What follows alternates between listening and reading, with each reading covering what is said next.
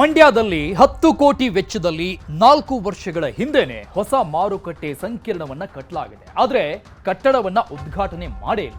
ಇದರಿಂದ ರೈತರು ಹಾಗೂ ವರ್ತಕರಿಗೆ ಸಿಕ್ಕಾಪಟ್ಟೆ ಸಮಸ್ಯೆ ಆಗ್ತಾ ಇದೆ. ಈ ಸಮಸ್ಯೆ ಬಗ್ಗೆ ನಮ್ಮೂರಲ್ಲಿ ನ್ಯೂಸ್ 18 ಕಾರ್ಯಕ್ರಮದಲ್ಲಿ ತೋರಿಸ್ತೀವಿ ನೋಡಿ.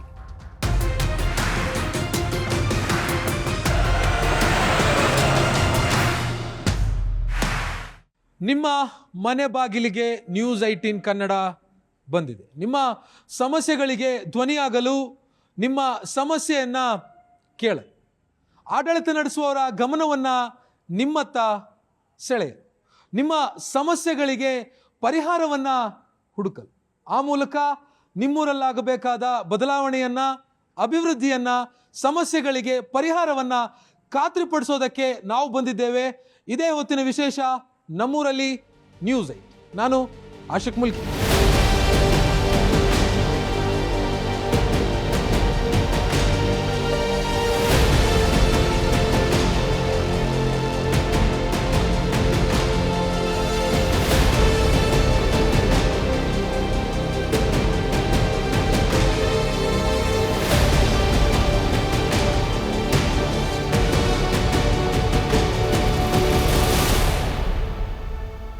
ಮಂಡ್ಯ ಜನರು ಕಳೆದ 3-4 ವರ್ಷಗಳಿಂದ ಚಾತಕ ಪಕ್ಷಿಗಳಂತೆ ಮಾರ್ಕೆಟ್ ಲೋಕಾರ್ಪಣೆಗೊಳ್ಳೋದಕ್ಕೆ ಕಾಯ್ತಾ ಇದ್ದಾರೆ. ಇವತ್ತಿನ ನಮ್ಮೂರಲ್ಲಿ ನ್ಯೂಸ್ 18 ವಿಶೇಷ ಕಾರ್ಯಕ್ರಮದಲ್ಲಿ ನಾವು ಮಂಡ್ಯ ಜಿಲ್ಲೆಯಲ್ಲಿರುವಂಥ, ಮಂಡ್ಯ ನಗರದಲ್ಲೇ ಇರುವಂಥ ಒಂದು ಮಾರ್ಕೆಟ್ ಲೋಕಾರ್ಪಣೆಗೆ ಇಂದಾಗಿ ಆಗ್ತಾ ಇರುವಂಥ ಅನಾನುಕೂಲತೆಗಳ ಬಗ್ಗೆ ಜನರನ್ನು ಮಾತಾಡ್ಸೋದಕ್ಕೆ ಬಂದಿದ್ದೀವಿ. ಇಲ್ಲಿ ನನ್ನ ಜೊತೆಗೆ ಇಲ್ಲಿನ ಸ್ಥಳೀಯರಿದ್ರೆ ಅವ್ರನ್ನ ಮಾತಾಡ್ಸೋಣ. ಸರ್, ಒಂದು ಮಾರುಕಟ್ಟೆ 3-4 ವರ್ಷ ಆಗಿದೆ ನಿರ್ಮಾಣ ಮಾಡಿ, ಇನ್ನೂ ಕೂಡ ಅದನ್ನು ಓಪನ್ ಮಾಡಿಕೊಟ್ಟಿಲ್ಲ ವರ್ತಕರಿಗೆ, ಸಾರ್ವಜನಿಕರಿಗೆ. ಅಂದರೆ ಏನೇನು ಅನಾನುಕೂಲ ಆಗ್ತಿದೆ ಅಂತ ಇವತ್ತು ಏನು ನಗರಸಭಾ ಆಡಳಿತ ಮಂಡಳಿ ಕಳೆದ 4 ವರ್ಷದ ಹಿಂದೆ ಈ ನಗರಸಭೆಯನ್ನು ಇರ್ತಕ್ಕಂಥ ಹಳೆಯ ಮಾರ್ಕೆಟನ್ನು ಸ್ಥಳಾಂತರ ಮಾಡಿ ಇಲ್ಲಿ ಹೊಸದಾಗಿ ನವೀಕರಿಸಬೇಕಾದಂಥ ಬಿಲ್ಡಿಂಗ್ಗಳನ್ನ ಮಾಡಿ ಸುಮಾರು 130ಕ್ಕೂ ಹೆಚ್ಚು ಅಂಗಡಿ ರೂಮ್ಗಳನ್ನ ಮಾಡಿದ್ದಾರೆ. ಆದರೆ ಇವತ್ತಿನವರೆಗೆ ಏನು ಜನಸಾಮಾನ್ಯರ ತೆರಿಗೆ ಹಣದಲ್ಲಿ ಮಾಡಿರ್ತಕ್ಕಂಥ ಈ ಒಂದು ಕಾರ್ಯಕ್ರಮವನ್ನು ಜನರಿಗೂ ಉಪಯೋಗ ಆಗುವ ರೀತಿಯಲ್ಲಿ ಬಳಸದೇ ಇರತಕ್ಕಂಥದ್ದು ನಿಜಕ್ಕೂ ಅಕ್ಷಮ್ಯ ಅಪರಾಧ. ಕಾರಣ ಏನಪ್ಪ ಅಂದರೆ, ಇವತ್ತು ಆಡಳಿತ ಮಂಡಳಿ ಬಂದು ಕಳೆದ 4 ವರ್ಷ ತುಂಬಿದೆ. ಇನ್ನೊಂದು ವರ್ಷನ 6 ತಿಂಗಳು ಅದೇ ಆಡಳಿತ ಮಂಡಳಿಗೂ ಸಂಪೂರ್ಣವಾಗಿ ಈ ಅವಧಿನ ಕಳೆಯುವಂಥ ಸಂದರ್ಭ ಬಂದರೂ ಕೂಡ ಈ ಏನು ನವೀಕರಿಸಬೇಕಾದಂಥ ಕಟ್ಟಡನ ಪ್ರಾರಂಭ ಮಾಡಿದಾನೆ ಅನೈತಿಕ ಚಟುವಟಿಕೆಗಳಿಗೆ ತಾಂಡವಾಡುವಂಥ ಪರಿಸ್ಥಿತಿಯನ್ನು ನಮ್ಮ ನಗರಸಭೆಯ ಎಲ್ಲ ಸದಸ್ಯರುಗಳು, ಅಧ್ಯಕ್ಷರುಗಳು ಕಾರಣಕರ್ತರಾಗ್ತಾ ಇದ್ದಾರೆ. ಯಾಕೆಂದರೆ ಚುನಾಯಿತ ಪ್ರತಿನಿಧಿಗಳ ಇಚ್ಛಾಶಕ್ತಿ ಕೊರತೆ ಈ ನಮ್ಮ ಸಮಸ್ಯೆಗಳಿಗೆ ತಾಂಡವಾಡ್ತಾ ಇದೆ. ಯಾವುದೇ ಚುನಾಯಿತ ಪ್ರತಿನಿಧಿಗಳು ಜನರ ಸಮಸ್ಯೆಗೆ, ಜನರ ಆಗು ಹೋಗುಗಳಿಗೆ ಸ್ಪಂದಿಸುವ ರೀತಿಯಲ್ಲಿ ಕಾರ್ಯವನ್ನು ನಿರ್ವಹಿಸಬೇಕಾದಂಥ ಕರ್ತವ್ಯವನ್ನು ಮರೆತು ಒಳ ಜಗಳಗಳು, ಗುಂಪುಗಾರಿಕೆಗಳು ಇವೆಲ್ಲವನ್ನು ಕಾರಣ ಆಗ್ತಾ ಇದೆ.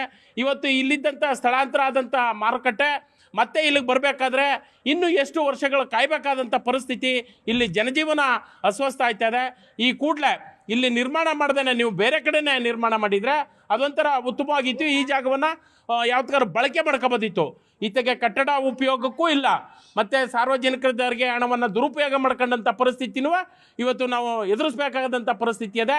ಇಂಥೆಲ್ಲ ಸಮಸ್ಯೆಗಳಿಗೆ ಇಲ್ಲಿ ರಾತ್ರಿ ಹೊತ್ತು ಅನೈತಿಕ ಚಟುವಟಿಕೆಗಳಿಗೆ ನೀವೇ ಗುರಿ ಮಾಡಿಕೊಟ್ಟು ಅವ್ರನ್ನ ಅವಕಾಶ ಕೊಟ್ಟಿರ್ತಕ್ಕಂಥದ್ದು ಇವತ್ತು ಎಲ್ಲರ ಕಣ್ಣು ಮುಂದ್ಗಡೆ ಕಾಣ್ತಾ ಇದೆ.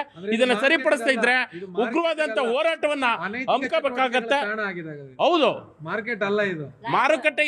ಏನು ಹೊಸ ಕಟ್ಟಡ ನವೀಕರಣ ಮಾಡಿದ್ರು, ನೀವು ಮಾಡಿರ್ತಕ್ಕಂಥದ್ದು ಬಳಕೆ ಆಗಲಿಲ್ಲ ಅಂದಾಗ ಯಾರ್ಯಾರಿದ್ದಾರೆ ಇವತ್ತು ಗಾಂಜಾಗಳಾಗ್ಬೋದು, ಹಲವಾರು ಅನೈತಿಕ ಚಟುವಟಿಕೆಗಳಾಗ್ಬೋದು, ಇಸ್ಪೆಟ್ ಎಲ್ಲದಕ್ಕೂ ಇಲ್ಲಿ ಕಾರಣ ಆಗಿದೆ.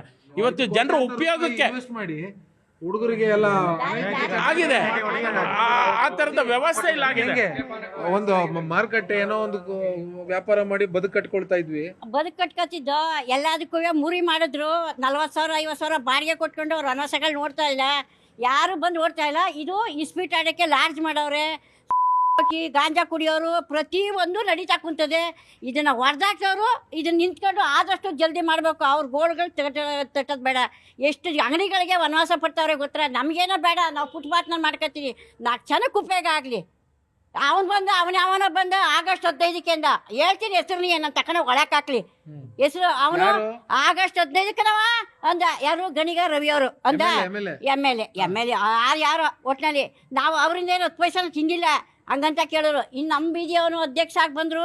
ಅಪ್ಪ ಏನು ಅಭಿಮಾನ ಮಾಡಿ ಇದು ಮಾಡಪ್ಪ ಆಯ್ತು ಕಣವ ಮಾಡ್ಕೊಡ್ತೀನಿ. ಅದು ಸುದ್ದಿ ನಿಂತೋಯ್ತು. ಎಲ್ಲ ನಿಲ್ಲಿಸ್ಬಿಟ್ಟು ಒಟ್ಟಿನಲ್ಲಿ ಲೈಟ್ ಹೊಡೆದಾಕ್ತಾರೆ.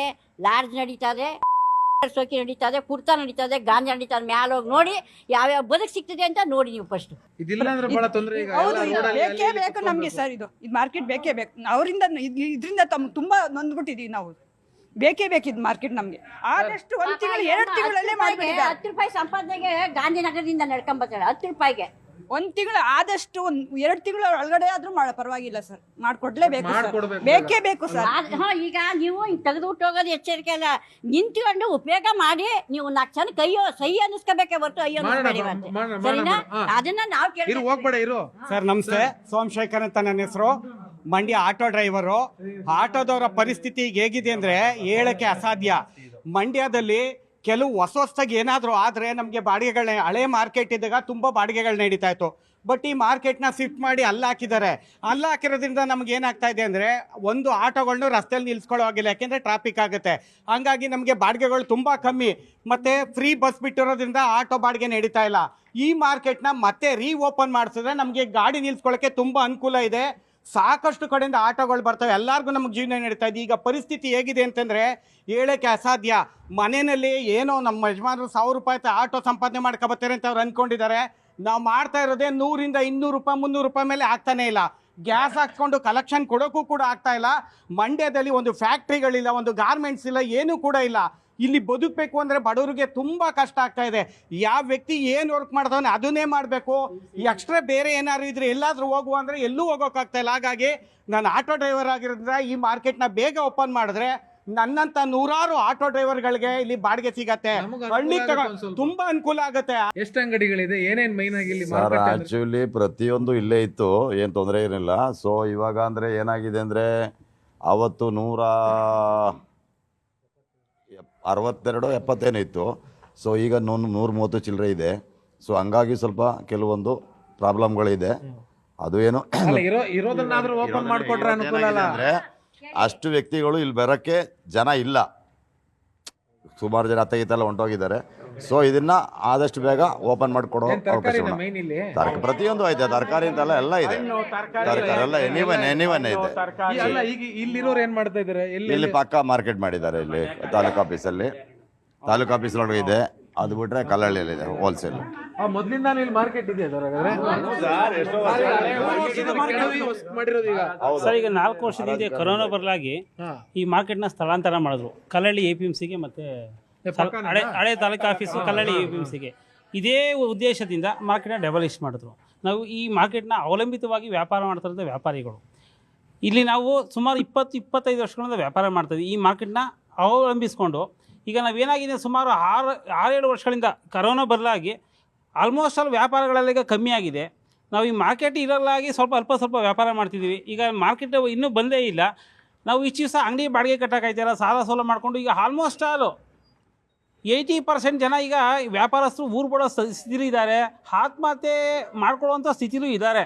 ಆ ಉದ್ದೇಶದಿಂದ ನ್ಯೂಸ್ ಕನ್ನಡ 18 ಮುಖಾಂತರ ನಮ್ಮ ಜನಪ್ರತಿನಿಧಿ ಆಗಿರ್ಬೋದು, ಅಧಿಕಾರಿಗಳಾಗಿರ್ಬೋದು ಕೈ ಮುಗಿದು ಮನವಿ ಮಾಡ್ತೀವಿ, ಆದಷ್ಟು ಬೇಗ.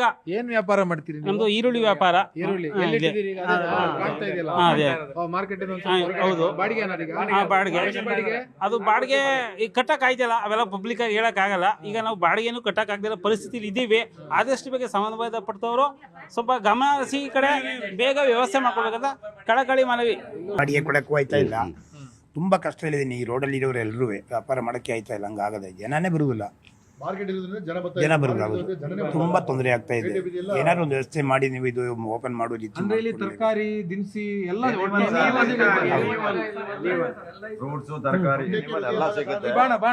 ಎಲ್ಲಾನು ಸಿಗುತ್ತೆ ಇಲ್ಲಿ. ಖಂಡಿತ ಸರ್, ಮಾರ್ಕೆಟ್ ಅನ್ನೋದು ಅದಕ್ಕೆ ಅಮ್ಮ ಹೇಳಿದ್ರಲ್ಲ, ವಸ್ತುಗಳು ಒಂದೇ ಸೂರಿನಡಿ. ಹೌದು, ಇಲ್ಲಿ ಪ್ರತಿಯೊಂದು ಇತ್ತು ಸರ್. ಈರುಳ್ಳಿ ಆಗ್ಬೋದು, ತರಕಾರಿ ಆಗ್ಬೋದು, ಸೊಪ್ಪು ಆಗ್ಬೋದು, ಹಣ್ಣು ಆಗ್ಬೋದು, ಔಷಧಿ ಆಗ್ಬೋದು. ಜನಕ್ಕೆ ಏನು ಬೇಕು, ಒಬ್ಬ ರೈತನಿಗೆ ಏನು ಬೇಕು, ಮತ್ತು ಸಾರ್ವಜನಿಕರು ತಗೊಂಡೋಗಲ್ಲಿ ಬದುಕಕ್ಕೆ ಏನು ಬೇಕು, ಅದೆಲ್ಲ ಇಲ್ಲಿ ಸಿಕ್ತಿತ್ತು ಒಂದೇ ಕಡೆ. ಇಲ್ಲೂ ಕೂಡ ನಾನು ಕೂಡ ಟೀ ವ್ಯಾಪಾರಿನೇ ಇಲ್ಲಿ. ಇದನ್ನ ದುರಸ್ತಿಗೆ ಏನು ಮಾಡ್ಕೊಡ್ತೀವಿ, ಇದನ್ನ ಚೆನ್ನಾಗಿ ಮಾಡ್ಕೊಡ್ತೀವಿ ಅಂತೇಳಿ ಇದನ್ನ ಮಾಡಿಕೊಟ್ರು, ತೆರವುಗೊಳಿಸಿದ್ರು ನಮ್ಮನ್ನು ಇಲ್ಲಿಂದ. ಆದರೆ ಅಲ್ಲಿ ಕರ್ಕೊಂಡು ಹೋಗೋಂಥ ಮೂಲಭೂತ ಸೌಕರ್ಯ ನಾನು ಅದನ್ನು ಕಣ್ಣಾರ ನೋಡಿರೋಂಥವ್ರು. ಹಿಂಗೆ ನಾವೇನೋ ಹುಡುಗರುಗಳು ಎಲ್ಲರೂ ಹೋಗ್ಬಿಡ್ತಿದ್ದೋ, ರಿಸಸ್ಗೆ ಹೋಗ್ಬೋದು, ಹೋಗ್ಬೋದು. ಆದರೆ ಹೆಂಗಸ್ರಿದ್ರಲ್ಲ 24 ಗಂಟೆ ನಾವು 12 ಗಂಟೆ ಕಾಲ ಕಳಿತೀವಿ ಸರ್. ಇಲ್ಲಿ 12ರಿಂದ 14 ಗಂಟೆ ಟೈಮ್ ಕಾಲ ಕಳಿತೀವಿ. ಆ 14 ಗಂಟೆ ಟೈಮಲ್ಲಿ ಹೆಂಗಸ್ರುಗಳು ಒಬ್ರು ಹೋಗ್ಬೇಕು ಅಂದ್ರೆ ಇನ್ನೊಬ್ರು ಹಿಂದೆ ನಿಂತ್ಕೊತಿದ್ರು. ಹಿಂಗೆ ಒಬ್ಬರು ರಿಸಕ್ ಮೂಲಭೂತ ಸೌಕರ್ಯಗಳಿಲ್ಲ ಇಲ್ಲಿ. ನಮಗೆ ಬೇಕಾದಂಥ ಏನು ಬೇಕೋ ಆ ಬದುಕು ಕಟ್ಕೊಳ್ಳಿಕ್ಕೆ ನಾವು ಇಲ್ಲಿ ಸಂಪಾದನೆ ಮಾಡ್ಕೊಂಡು 10 ನಿಮಿಷ ಒಂದು ಮಕ್ಳು ಸಾಕೋಕ್ಕೋ ಇನ್ನೊಂದಕ್ಕೆ ಏನಕ್ಕೆ ಹೋಗಿರ್ತೀವಿ. ಅಲ್ಲಿ ಮಕ್ಳು ಸಾಕಬೇಕು ಅಂತ ಇಲ್ಲಿ ಸಂಪಾದನೆಗೆ ಬಂದಿರ್ತೀವಿ. ಆದರೆ ಇಲ್ಲಿಂದ ತಗೊಂಡು ಹೋಗೋದು ನಾವು ಆರೋಗ್ಯ ತಗೋಯ್ತಿರ್ಲಿಲ್ಲ. ಯಾಕಂದ್ರೆ ಇಲ್ಲೆಲ್ಲ ಸುತ್ತ ರಿಸರ್ಚ್ ಮಾಡೋದು. ಅದಕ್ಕೆ ಹೇಳಿ ಸಮಯಕ್ಕೆ ವಾಶ್ರೂಮ್ಗಳು ಹೋಗಿಲ್ಲ ಇಲ್ಲ ಅಂದ್ರೆ ಆರೋಗ್ಯದ ಮೇಲೆ ಬೇರೆ ಬೇರೆ ಪರಿಣಾಮ ಬೀರುತ್ತೆ. ನಮ್ಗೆ ಇವತ್ತಿನ ದಿನ ಗೊತ್ತಿರ್ತದೆ ಹೆಣ್ಮಕ್ಳಿಗೆ ಥೈರಾಯ್ಡ್ ಯಾಕೆ ಬರ್ತಾ ಇದೆ ಅಂತ. ಇವ್ರಿಗೆ ನೀರು ಕುಡಿದಿರೋ ಸಮಸ್ಯೆಗೆ ಅವ್ರು ನೀರು ಕುಡಿದು ಇಲ್ಲಿ ಬಂದ್ಬಿಟ್ರೆ ರಿಸರ್ಚ್ ಹೋಗೋಕ್ಕಾಗಲ್ಲ ಅಂತೇಳಿ ಅವರು ನೀರು ಕುಡಿದೇ ಬರ್ತಿದೆ ಅಂತ ಕಿಡ್ನಿ ಸ್ಟೋನ್ ಆಯ್ತಿತ್ತು. ಇದು ಪ್ರತಿಯೊಂದು ಅವಲಂಬಿತ ಇದರೊಳಗೆ ದೇಹದೊಳಗಡೆ ಅಂಥದ್ದೆಲ್ಲನು. ಈಗ ಅಮ್ಮ ಹೇಳಿದ್ರಲ್ಲ ಅನೈತಿಕ ಚಟುವಟಿಕೆ ಈಗ ಅಲ್ಲೇ ಆಗಿದೆ. ನಿಮ್ಗೆ ಗೊತ್ತಿರಬೇಕು, ನಗರಸಭೆ ಬಿಲ್ಡಿಂಗ್ ಅಲ್ಲೊಂದಿದೆಯಲ್ಲ ರೈಲ್ವೆ ಸ್ಟೇಷನ್ ಪಕ್ಕ, ಅದೇನಾಗಿದೆ ಈಗಲೂ ಕೂಡ. ಇದಕ್ಕೂ ಹಂಗೇನೆ ಬಾಡಿಗೆನ ಇದು. ಇಲ್ಲಿ ಆಗರ್ಭ ಶ್ರೀಮಂತರು ಯಾರೂ ಇಲ್ಲ. ಆಗ್ಲೇ ನಮ್ಮ ಮಂಜಣ್ಣವ್ರು ಹೇಳ್ದಂಗೆ ಅವ್ರವ್ರ ಬದುಕು ಕಟ್ಕೊಳ್ಳಿಕ್ಕೆ ಮಿಡ್ಲ್ ಕ್ಲಾಸ್ ಅವ್ರೆ. ನಾವೆಲ್ಲರೂ ಕೂಡ ಅಲ್ಲೇ ತಿನ್ನೋದು. ನಾಳೆ 2 ದಿನಕ್ಕೆ ಕರೆಕ್ಟಾಗಿ ಏನಾರ ಜ್ವರ ದುಡ್ದಿಲ್ಲ ಅಂದ್ರೆ ನಾಳೆ ಇಲ್ಲ ಮುಗಿತು. ಇವತ್ತು ವ್ಯಾಪಾರೀಕರಣ ಆಗಿರುವಂಥ ಡಾಕ್ಟರ್ ವೃತ್ತಿಲೂ ಕೂಡ ಅಕಸ್ಮಾತ್ ಏನಾರು ಯಾವ್ದಾರ ಕಾಯಿಲೆ ಬಂತು ಅಂದ್ರೆ ಸಾಲನೆ ಮಾಡ್ಬೇಕಾಗಿರೋದು. ಓಪನ್ ಆಗಿಲ್ಲ, ಲೋಕಾರ್ಪಣೆ ಆಗಿಲ್ಲ ಅನ್ನೋದು ಕೇವಲ ವ್ಯಾಪಾರ ಇಲ್ಲ, ವಹಿವಾಟಿಲ್ಲ ಅನ್ನೋದಕ್ಕೆ ಮಾತ್ರ ಅಲ್ಲ, ಒಂದು ಆರೋಗ್ಯದ ಮೇಲೆ ಯಾವ ಥರದ ಪರಿಣಾಮ ಬೀರ್ತಾ ಇದೆ ಅಂತ ಸರಿ ಹೇಳ್ತಾ ಇದ್ರು. ಮೂಲಭೂತ ಸೌಕರ್ಯ ಇಲ್ಲ, ಅಕ್ಕಪಕ್ಕ ಬೀದಿಗೆ ಹಾಕಿದ್ದಾರೆ, ಅಲ್ಲಿ ಧೂಳು, ಮಳೆ ಬಂದರೆ ನೆಟ್ಟಗಿರೋ ರೂಫ್ ಇಲ್ಲ, ಬಿಸಿಲು, ಒಂದು ವಾಶ್ರೂಮ್ಗೆ ಹೋಗ್ಬೇಕು ಅಂದ್ರೆ ಶೌಚಾಲಯ ಇಲ್ಲ. ಇಷ್ಟೊಂದು ನಿರ್ಲಕ್ಷ್ಯ ಮಾಡಿದ್ರೆ ಹೇಗೆ ನಾವು ಬಡವರು ಹೆಂಗೆ ಬದುಕಬೇಕು ಸರ್? ತಾತ್ಕಾಲಿಕವಾಗಿ 8 ತಿಂಗಳಿಗೆ ನಿಮ್ಗೆ ಅಂಗಡಿ ಕೊಡ್ತೀವಿ ಅಂದ್ಬಿಟ್ಟು ನಮ್ಗೆ ಖಾಲಿ ಮಾಡಿಸ್ಕೊಟ್ರು ಎಲ್ಲನೂ. 8 ತಿಂಗಳಿಗೆ ಹೇಳಿ, ಬರೀ 8 ತಿಂಗಳಿಗೆ ಅಂತ. ಈಗ 3 ವರ್ಷ ಆಗೋಯ್ತು, 4ನೇ ವರ್ಷ ಕಾಲಿಟ್ಟೈತೆ. ಇವಾಗ 5 ನಿಮಗೆ ಯಾವುದೇ ಸೌಲಭ್ಯಗಳು ಇಲ್ಲ ಅಂತ ಇದ್ದಂಗೆ ಕೊಡ್ತೀವಿ ಅಂದರು. ಅಲ್ಲಿ ಸುಮ್ಮನೆ ಕೆಲಸ ಇಲ್ಲದೇ ಟಾಯ್ಲೆಟ್ ರೂಮ್, ಅಂಗಡಿಗಳು, ಬರೀ ಧೂಳಲ್ಲಿ ಕುತ್ಕೊಂಡು ಓಡಾಟ ಮಾಡ್ತಾ ಇದ್ದೀವಿ. ಅದೆಲ್ಲ ಸುಮಾರು ಜನಕ್ಕೆಲ್ಲ ಆರೋಗ್ಯ ಸಮಸ್ಯೆನೂ ಬೇಕಾದಷ್ಟು ಆಗೋಗ್ಬಿಟ್ಟೈತೆ ಅಲ್ಲಿ. ಅದು ಭಾಳ ಕಷ್ಟ. ಏನಂದರೆ ಇದು 8 ತಿಂಗಳಿಗೆ 3 ವರ್ಷ, 4ನೇ ವರ್ಷ ಕಾಲಿಟ್ಟೈತೆ. ಇವಾಗ 4ನೇ ವರ್ಷದಲ್ಲಿ ಇಲ್ಲಾದರೆ ಇದು ಶುರುವಾಯಿತು 93ರಲ್ಲೇ ಶುರುವಾಗಿತ್ತು. MG ರಾಜು ಪೀರಿಯಡಲ್ಲಿ ನವ ನಿರ್ಮಾಣ ಮಾಡ್ತೀವಿ ಅನ್ಕೊಂಡು ಆಗಿರ್ಲಿಲ್ಲ. ನವ ನಿರ್ಮಾಣ ಆಗಿದೆ, ಬಟ್ ಓಪನ್ ಅಲ್ಲ. ಅವಾಗ ಮಾಡ್ಕೊಡ್ತೀವಿ ಅಂತ ಅಂದಿದ್ರು ಅವಾಗಲೇ 93ನಲ್ಲಿ. ಇವಾಗ ಕೊಡ್ತೀವಿ ಅಂತ ಮಾಡವ್ರೆ. ನಾವು ಸಹಕಾರ ಕೊಟ್ಟಿದ್ದೀವಿ. ಖಾಲಿ ಮಾಡಿಕೊಟ್ಟು 3 ವರ್ಷ, 4ನೇ ವರ್ಷ ಕಾಲಿಟ್ಟರು ಅಂಗಡಿಗಳು ಕೊಟ್ಟಿಲ್ಲ. ಇಲ್ಲ ಸರ್, ಮಾಡೋದಿಲ್ಲ. ನಾವು ನಮ್ಮ ಅಟ್ಲೀಸ್ಟ್ ಹಿಂಗೆ ಆದ್ರೆ ಮುಂದಕ್ಕೆ ಯೋಗೇಶ್ವರ ಅವರು ಬಂದ್ರು, ಅವರು ತೆರವುಗೊಳಿಸಕ್ ಮಾಡಿದ್ರು, ಅವ್ರ ಕೈಲಿ ಆಗ್ಲಿಲ್ಲ. ಅಂಬರೀಶ್ ಅವ್ರು ಬಂದ್ರು, ಅಂಬರೀಶ್ ಅವ್ರ ಕೈಲಿ ಆಗಲಿಲ್ಲ. ಜಿಲ್ಲಾಧಿಕಾರಿಗಳು 5-6 ಸಲ ಹೋರಾಟ ಕೊಟ್ಟರು, ಅವ್ರಿಗೂ ಆಗಲಿಲ್ಲ. ನಾವೆಲ್ಲ ಒಗ್ಗೂಟಿ ಏನೋ ನಮ್ಮ ಮಂಜಣ್ಣವರು ಒಳ್ಳೆ ಸ್ನೇಹಿತರು ಮಾಡ್ಕೊಡ್ತಾರೆ, ಮಂಡ್ಯ ಅಧ್ಯಕ್ಷರಾಗಿದ್ರು, ಮಾಡ್ಕೊಡ್ತಾರೆ, ಒಳ್ಳೆ ಅನುಕೂಲ ಮಾಡ್ಕೊಡ್ತಾರೆ ಅನ್ನೋ ಲೆಕ್ಕಾಚಾರಕ್ಕೆ ನಾವೆಲ್ಲ ಮಾತಾಡಿ ಅವ್ರು 8 ತಿಂಗಳು ಅಂತ ಹೇಳಿದ ತಕ್ಷಣಕ್ಕೆ ನಾವು ತೆರವುಗೊಳಿಸ್ಕೊಟ್ಟು, ಮನೆ ಒಲಿಸಿ ತೆರವುಗೊಳಿಸ್ಕೊಟ್ಮೇಲೆ ಅವರು ಏನ್ ಮಾಡ್ಬೇಕು ಅದನ್ನ ಇದಕ್ಕೆ ಮಾಡ್ಬೇಕು. ದಯಮಾಡಿ ಮೋಸ ಮಾಡ್ತಿದ್ದಾರೆ. ಅಲ್ಲ, ಈಗ ಮಂಜಣ್ಣನ ಪಾಪ ಮತ್ತೆ ಬಂದು ನಿಂತಿದ್ದಾರೆ. ಅವ್ರೇನು ಹೋಗಿಲ್ಲ, ಅವ್ರು ಮತ್ತೆ ಬಂದು ನಿಂತ್ಕೊಂಡಿದ್ದಾರೆ ಎಲ್ಲರ ಜೊತೆಗೆ. ಹಾ ಸರ್, ಈಗ 3-4 ವರ್ಷದ ಬೇಡಿಕೆ ಇದೆ. ಹೌದು ಸರ್, ಓಪನ್ ಮಾಡಿ ಅಂತ ಎಲ್ಲರೂ ಹೇಳ್ತಾನೆ ಇದಾರೆ. ಇದನ್ನ ಮಾಡ್ತೀನಿ ಅಂತ ಅನ್ಬಿಟ್ಟು ಸರ್ ಎಲ್ಲ ರೆಡಿ ಮಾಡ್ಬಿಟ್ಟು ಅವ್ರು ಮಾಡಕ್ ಆಗ್ಲಿಲ್ಲ ಅಂದ್ರೆ ಹೌದು ಇದು ತುಂಬಾ ಮೋಸ ಸರ್. ಹೊಸಿ ಮೋಸ ಅಲ್ಲ, ತುಂಬಾ ಮೋಸ ಇದೆ ಇದು. ಏನು ಎತ್ತ ಅಂದ್ಬಿಟ್ಟು ಎಲ್ಲ ಬರ್ತಾರೆ, ಬಂದ್ಬಿಟ್ಟು ಅವ್ರವ್ರ ಕೆಲಸ ಮಾಡ್ಕೊಂಡು ಹೋಯ್ತಾ ಇದಾರೆ. ಈಗ ಇದೊಂದು ಓಪನ್ ಮಾಡಿದ್ರೆ ಎಷ್ಟು ಜನಕ್ಕೆ ಜೀವನ ಸಾಗುತ್ತೆ ಸರ್ ಅಲ್ವಾ? ಆಟೋ ಡ್ರೈವರು, ಒಂದು ಟೀಮ್ ಅವರು ಎಲ್ಲ ಪ್ರತಿಯೊಬ್ಬರಿಗೆ ಜೀವನ ಸಾಗುತ್ತೆ ಅಲ್ವಾ? ಇವಾಗ ಸರ್ ಈಗ ಇಂಪಾರ್ಟೆಂಟ್ ರೈತರು ಸರ್. ಈಗ ರೈತರಿಗೆ ಇವೆಲ್ಲ ಓಪನ್ ಆದ್ರೆ ಎಷ್ಟು ಪ್ರಯೋಜನ ಆಗುತ್ತೆ ಸರ್ ಅಲ್ವಾ? ಹೌದು ಸರ್, ಮಧ್ಯವರ್ತಿಗಳ ಕಾಟನೂ ತಪ್ಪುತ್ತೆ ಸರ್. ಹಂಗಾಗಿ ಇವಾಗ ನೋಡಿ, ಇದನ್ನ ಖಂಡಿತವಾಗೂ ಅವ್ರು ಮಾಡ್ದೋದ್ರೆ ಇದು ನಮ್ಮ ಅಧ್ಯಕ್ಷರಿಂದ ಇದು ಪ್ರತಿಭಟನೆ ಖಂಡಿತವಾಗಿ ಉಗ್ರವಾದ ಪ್ರತಿಭಟನೆ ನಾವು ಮಾಡ್ತೀವಿ ಸರ್. ಇದಂತೂ ಇದು ಬಿಡಲ್ಲ ಸರ್. ಇದು ಜನರ ಆಕ್ರೋಶ ಮತ್ತು ಬೇಡಿಕೆ. ಕಳೆದ 3-4 ವರ್ಷದಿಂದ ಮಂಡ್ಯ ನಗರದ ಕೇಂದ್ರ ಭಾಗದಲ್ಲಿರುವಂಥ ಈ ಮಾರುಕಟ್ಟೆಯನ್ನ ನಿರ್ಮಾಣ ಮಾಡಿ ಜಿಲ್ಲಾಡಳಿತ ಕೈ ಬಿಟ್ಬಿಟ್ಟಿದೆ. ಆದಷ್ಟು ಬೇಗ ಇದನ್ನು ಓಪನ್ ಮಾಡಿ, ಲೋಕಾರ್ಪಣೆ ಮಾಡಿ, ರೈತರಿಗೆ, ಕೂಲಿ ಕಾರ್ಮಿಕರಿಗೆ, ಬಡವರಿಗೆ ಅನುಕೂಲ ಆಗುವಂಥ ರೀತಿಯಲ್ಲಿ ಓಪನ್ ಮಾಡಬೇಕು ಅನ್ನುವಂಥದ್ದು ಮಂಡ್ಯ ಜನರ ಆಗ್ರಹ. ಇದಾಗಿತ್ತು ಈ ಹೊತ್ತಿನ ವಿಶೇಷ. ನಿರಂತರ ಸುದ್ದಿಗಾಗಿ ನೋಡ್ತಾ ಇರಿ News 18 ಕನ್ನಡ. ಜಾಲ ನಮ್ಮದು, ಬಲ ನಿಮ್ಮದು.